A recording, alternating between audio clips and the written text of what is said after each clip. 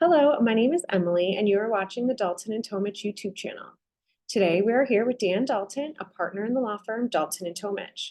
Dan is a nationally recognized authority in trust clause litigation and has worked with hundreds of churches who have left their denominations and retained their property. Today, we're going to talk about the trust claims made by the Presbyterian Church USA in its Book of Order on real and personal property and how those claims impact the decision of local churches who wish to leave the denomination. So how are you doing today, Dan? Great, Emily. I'm enjoying watching our Detroit Lions in their off-season camp and getting ready for a Super Bowl run. Okay, not really, but that's in my mind. That's what's going to happen. But it's You can hope, right? We can only hope. So Dan, what is the process that our law firm follows once engaged by a local church? So it really depends on what we're engaged for. And there's really two different things. The first thing is if we're engaged to help facilitate that discussion with the church in terms of what the next steps it should be, that the church should take, whether it should stay in the denomination, whether it should leave, and if it leaves, should it kind of go through and just buy new property and walk away from what they have, or should they try to retain the property that they currently own right now? So in those situations, we just kind of lay out the factors. We've done this again for over 20 years. We've helped over 1,000 churches through this process. We don't take a position whether you should stay or leave a denomination. We just kind of lay out the options for you and let you make those decisions, and then kind of lay out, if you make a decision like staying, for example, here's what things are going to look like. If you make a decision to leave and just start anew, here's what things will look like. And we can kind of help with those, guide those conversations. So that's one part of what we do. The other part of what we do is after a church decides to leave and wants to keep its property, then we're going to ask for a couple things from the client. The very first thing we're going to ask for all your documents that you have that show us how you're governed and what you own. So how you're governed is your articles of incorporation and your bylaws, if you have them, your reports to your local presbytery session or general assembly as to how you're governed, maybe minutes of your elder meetings and things like that, just so we have a clear idea of how it is that you structure yourself.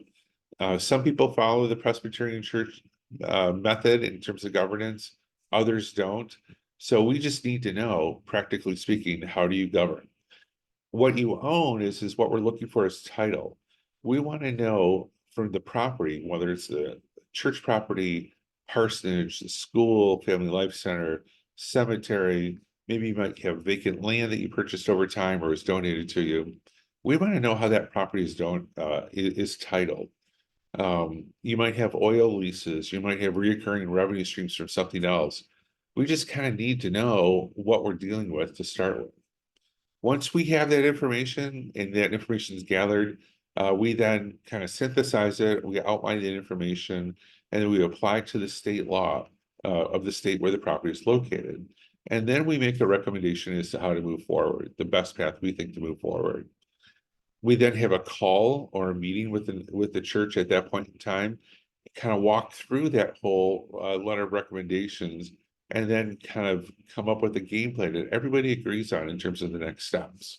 So that's kind of like the first phase, the first step. The second thing that we do is actually do the work. So it's going to be one of four things. The first is everything could be fine with what you have. So no work needs to be done. You need your articles, your bylaws, your deeds, everything could be great. The second thing is you might need to amend what you have. So you might need to amend your articles of incorporation, for example, to take things out or to add things in, to put you in the best position to argue about independence when it comes to an evaluation if we have to litigate the claim. The third thing is you might need to adopt a new entity. You might need to incorporate something new or adopt bylaws, for example, if you don't have them.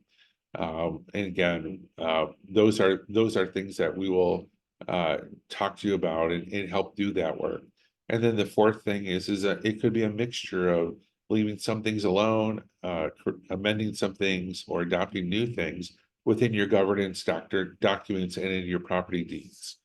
So that's that second step that occurs. Then the third step is we look and we try to find an amicable resolution. There are some presbyteries that still permit gracious separation. Some that have said that they will do gracious separation, but they don't have a process outlined. And some that have said we will not do gracious separation.